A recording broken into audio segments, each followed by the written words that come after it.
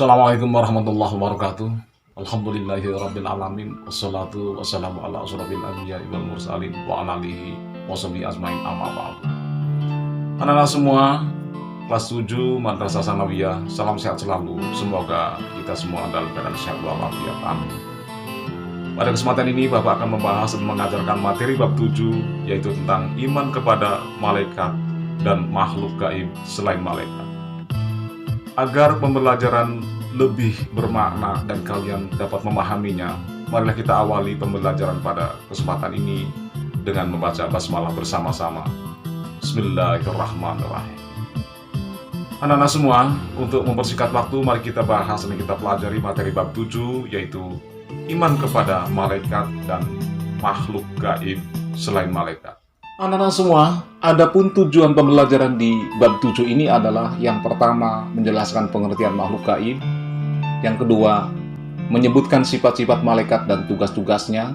Yang ketiga, menunjukkan perbedaan antara jin, iblis, dan setan.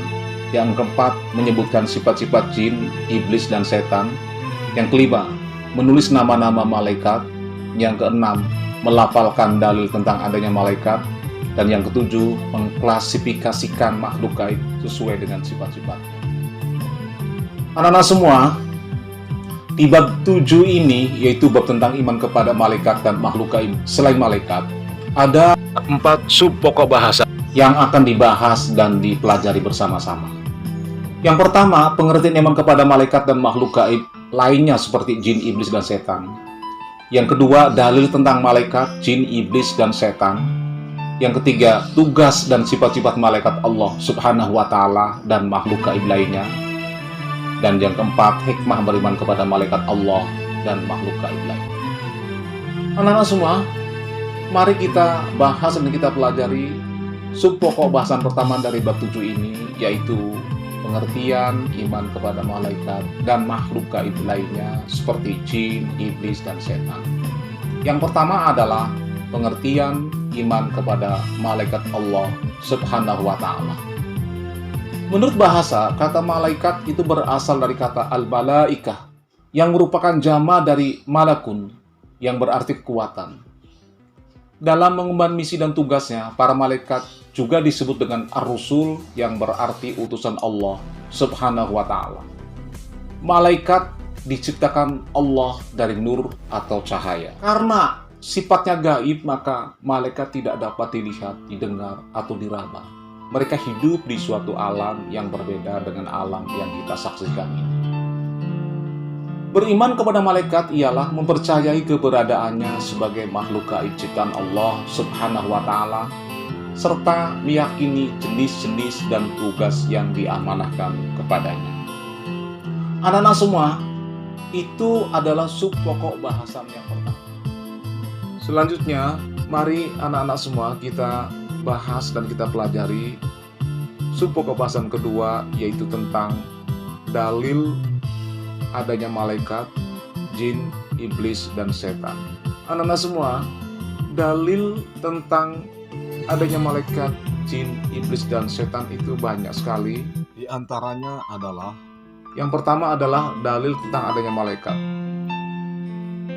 Dalil tentang adanya malaikat yang pertama adalah surat Al-Hijr ayat 30 yang berbunyi, A'udzubillahi minasyaitonirrajim, fasajadal malaikatu kulluhum ajma'un, yang artinya, maka bersujudlah para malaikat itu semuanya bersama-sama. Quran surat Al-Hijr ayat 30. Dalil yang kedua adalah surat An-Nahl ayat 49 yang berbunyi, A'udzubillahi minasyaitonirrajim, walillahi yasjudu ma fis samawati wa ma fil ardi min dabbatin wal malaikatu wa hum la yastaghfirun, yang artinya, dan kepada Allah sajalah bersujud segala apa yang berada di langit dan semua makhluk yang melata di bumi, dan juga para malaikat, sedangkan mereka malaikat tidak menyombongkan diri. Quran surat An-Nahl ayat 49. Anak-anak, itu adalah di antara dalil tentang adanya malaikat. Kemudian yang kedua adalah dalil tentang adanya jin. Dalil tentang adanya jin diantaranya adalah surat Al-A'raf ayat 27 yang berbunyi, A'udzubillahi minasyaitonirrajim. Innahu yarakum huwa wa qabiluhu min haitsu la tarawnahum. Yang artinya, sesungguhnya ia jin dan pengikut-pengikutnya melihat kalian, hai manusia, dari suatu tempat yang kamu tidak bisa melihat mereka. Quran surat Al-A'raf ayat 27. Kemudian dalil yang kedua adalah surat Al-Hijr ayat 26-27 yang berbunyi, A'udzubillahi minasyaitonirrajim. Walaqad khalaqnal insana min salsalin min hama'in masnun wal janna khalaqnahu min qablu min naris samum. Yang artinya, dan sesungguhnya kami telah menciptakan manusia atau Adam dari tanah liat kering yang berasal dari lumpur hitam yang diberi bentuk. Dan kami telah menciptakan jin sebelum Adam dari api yang sangat panas. Quran surat Al-Hijr ayat 26-27. Selanjutnya adalah dalil tentang adanya iblis dan setan. Di antaranya adalah yang pertama surat Al-Baqarah ayat 168 yang berbunyi, A'udzubillahi minasyaitonirrajim. Ya ayyuhan nasu kulu mimma fil ardi halalan tayyiban wa la tattabi'u khutuwatis syaitan innahu lakum aduwwum mubin. Yang artinya, hai sekalian manusia, makanlah yang halal lagi baik dari apa yang terdapat di bumi, dan janganlah kamu mengikuti langkah-langkah setan, karena sesungguhnya setan itu adalah musuh yang nyata bagimu. Quran surat Al-Baqarah ayat 168. Dalil yang kedua adalah Quran surat Al-A'raf ayat 16-17 yang berbunyi, A'udzubillahi minasyaitonirrajim. Qala fabima aghwaytani la aq'udanna lahum siratal mustaqim. Thumma la'atiyannahum min bayni aydihim wa min khalfihim wa an aymanihim wa an syama'ilihim wa la tajidu aktsarahum syakirin. Yang artinya, iblis menjawab, karena engkau telah menghukum aku tersesat, pasti aku akan selalu menghadang mereka dari jalanmu yang lurus. Kemudian pasti aku akan mendatangi mereka dari depan, dari belakang, dari kanan, dan dari kiri mereka, dan engkau tidak akan mendapati kebanyakan mereka bersyukur. Quran surat Al-A'raf ayat 16.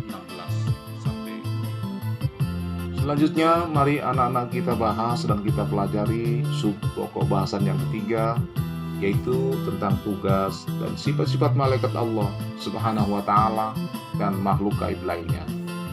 Yang pertama adalah nama dan tugas-tugas malaikat. Yang pertama, malaikat Jibril bertugas menyampaikan wahyu dan mengajarkannya kepada para nabi dan rasul. Yang kedua, malaikat Mikail bertugas membagi rizki kepada seluruh makhluk, menimbang hujan, angin, dan juga bintang-bintang. Yang ketiga, malaikat Israfil bertugas meniup sangkakala. Yang keempat, malaikat Israel atau malakul maut bertugas mencabut nyawa. Yang kelima dan keenam adalah malaikat Mungkar dan Nakir, bertugas memeriksa amal manusia di alam barzah. Malaikat yang ketujuh dan kedelapan adalah malaikat Raqib dan Atid, bertugas mencatat amal baik dan amal buruk manusia. Kemudian yang kesembilan adalah malaikat Malik, bertugas menjaga dan mengendalikan api neraka. Dan yang ke-10 adalah malaikat Ridwan, bertugas menjaga pintu sorga. Anak-anak, selanjutnya adalah kita bahas tentang sifat-sifat malaikat. Sifat-sifat malaikat itu diantaranya adalah yang pertama, selalu bertasbih siang dan malam, tidak pernah berhenti. Yang kedua, suci dari sifat-sifat manusia dan jin seperti hawa nafsu, lapar, sakit, makan, tidur, bercanda, berdebat, dan lain sebagainya. Yang ketiga adalah selalu takut dan taat kepada Allah. Yang keempat, tidak pernah maksiat dan selalu mengamalkan apa saja yang diperintahkannya. Yang kelima, mempunyai sifat malu. Yang keenam, bisa terganggu dengan bau tidak sedap, anjing, dan patung. Kemudian yang ketujuh, tidak makan dan minum. 8, mampu mengubah wujudnya. Dan yang kesembilan, memiliki kekuatan luar biasa dan kecepatan cahaya. Anak-anak semua, selanjutnya mari kita bahas dan kita pelajari tentang jin, iblis, dan setan. Yang pertama, pengertian jin, iblis, dan setan. Kata jin berasal dari bahasa Arab yang artinya menutupi atau merahasiakan. Yang dimaksudkan adalah bahwa jin tertutup dari panca indera. Jin adalah makhluk halus yang tidak dapat dilihat. Ia diciptakan dari api. Jin dibedakan menjadi dua. Yang pertama adalah jin kafir. Jin kafir adalah jin yang membangkang terhadap perintah Allah Subhanahu wa ta'ala. Para ahli tafsir berpendapat bahwa jin kafir adalah jin yang tidak memurnikan keesaan Allah Subhanahu wa ta'ala. Yang kedua adalah jin muslim. Jin muslim yaitu jin yang mengakui tentang keesaan Allah Subhanahu wa ta'ala. Selanjutnya adalah pengertian tentang iblis dan setan. Adapun kata iblis berasal dari kata bahasa Arab, yaitu iblis, artinya putus asa. Maksudnya adalah putus asa dari rahmat atau kasih sayang Allah. Sedangkan kata setan berasal dari bahasa Arab, yaitu syaitan, yang artinya jauh. Maksudnya adalah setan itu sangat jauh dari kebaikan dan sangat dekat dengan keburukan atau kejahatan. Iblis dan setan adalah makhluk dari golongan jin yang diciptakan Allah dari api. Setiap saat menggoda dan mengajak manusia dalam kemaksiatan. Iblis adalah makhluk yang pertama kali mengingkari perintah Allah. Setan identik dengan iblis dengan menyandang nama setan dan tidak hanya membangkang terhadap perintah Allah sebagaimana yang dilakukan iblis, tapi juga menggoda manusia. Iblis sudah ada sebelum Adam diciptakan dan hidup dalam kalangan malaikat. Iblis tidak hanya mengingkari perintah Allah dan tidak mau menghormati Adam, tapi juga berusaha menggoda Adam dan Hawa memakan buah terlarang tersebut, sehingga menurunkannya dari surga menuju dunia atau bumi. Anak-anak semua, mari kita pelajari sifat-sifat dan perilaku jin, iblis, dan setan. Yang pertama adalah sifat-sifat jin. Adapun sifat-sifat jin itu diantaranya adalah yang pertama, tidak dapat dilihat oleh indera manusia.